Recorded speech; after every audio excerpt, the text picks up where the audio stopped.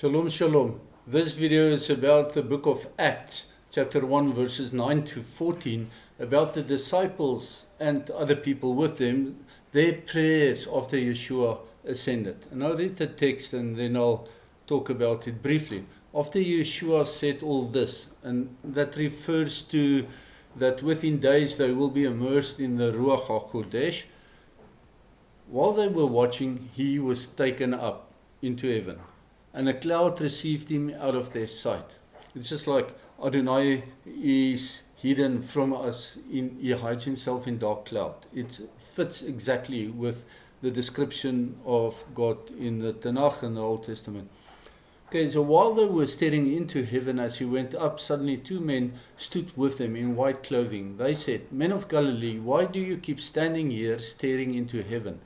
This Yeshua who was taken up from you into heaven will come in the same way as you saw him go into heaven." Then they returned to Jerusalem from the Mount of Olives, which is near Jerusalem, a Sabbath day journey, indicating that they kept Torah, keeping the Sabbath.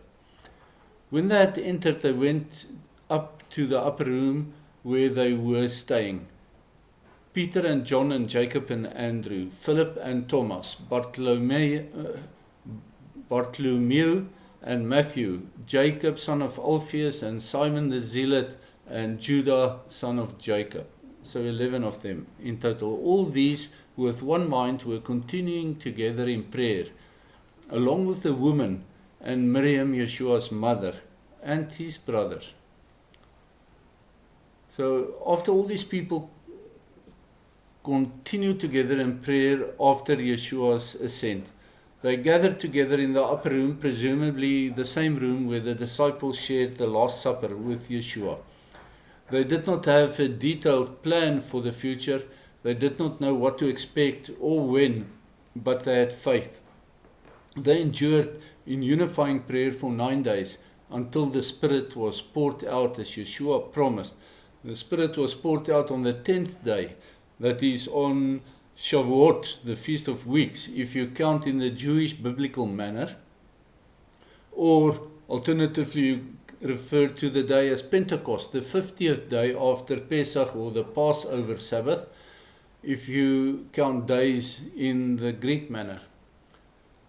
In Kabbalistic Judaism, the number 9 represents the truth, and 10 is a framework for transformation.